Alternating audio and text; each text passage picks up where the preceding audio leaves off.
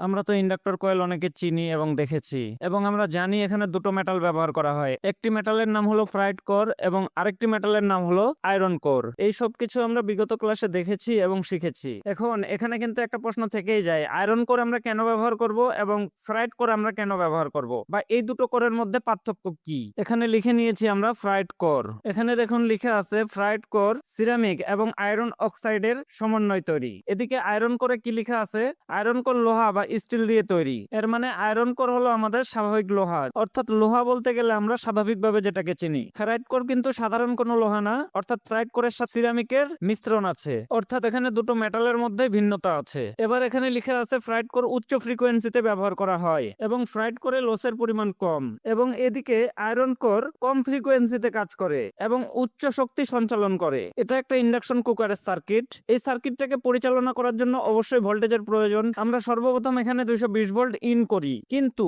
আমার এখানে যে কম্পোনেন্ট গুলো আছে প্রতিটা কম্পোনেন্ট কিন্তু 220 ভোল্টে কাজ করবে না এবং এসি ভোল্টেজে কাজ করবে না। বিশেষ করে আমাদের এখানে একটি এমসিইউ আছে, অর্থাৎ মাইক্রো কন্ট্রোলিং ইউনিট। এটা কাজ করে 5 ভোল্টে। এই ভোল্টেজকে কনভার্ট করে কে ট্রান্সফরমার। এখন দেখেন এখানে ছোট্ট একটি ফ্রাইড কোরের ট্রান্সফরমার ব্যবহার করা হয়েছে। এই ট্রান্সফরমারটা এতটাই ছোট যে এখানে যদি আমি 220 ভোল্ট সরাসরি ঢুকাই এটা দুম বাস্ট হয়ে যাবে। এজন্য এখানে কি করা হয়, এখানে একটা আইসির মাধ্যমে হাই ফ্রিকোয়েন্সি দেওয়া হয়, যেখানে থাকে 10,000 20,000 ফ্রিকোয়েন্সি। আমাদের 220 ভোল্ট লাইনের ফ্রিকোয়েন্সি কত, 50 হার্জ। আমরা কিন্তু হার্জের ক্লাস করেছি। আমাদের একটি চপার কোয়েল বা চপার ট্রান্সফরমারকে চালু করতে গেলে এখানে প্রয়োজন হয় 10,000 20,000 ফ্রিকোয়েন্সি বা কম্পন। অন্যদিকে আয়রন কোর লো ফ্রিকোয়েন্সিতে কাজ করে, অর্থাৎ এই ট্রান্সফরমার গুলোতে আমরা সরাসরি 220 ভোল্ট প্রয়োগ করতে পারি। যেমন একটি পাওয়ার ট্রান্সফরমার, একটা ব্যাটারিকে চার্জ করতে গেলেও কিন্তু এই জাতীয় একটি পাওয়ার ট্রান্সফরমার প্রয়োজন হয়, এবং এই আয়রন কোর ট্রান্সফরমার গুলো কিন্তু অনেক শক্তিশালী হয়ে থাকে। আর যেহেতু আয়রন কোর ট্রান্সফরমারে আমরা সরাসরি 220 ভোল্ট প্রয়োগ করি, এখানে কিন্তু লসের পরিমাণটা আমাদের হয় বেশি, যেটাকে আমরা কোর লস কপার লস বলে থাকি। এগুলো আমরা জানবো, পরবর্তীতে শিখবো।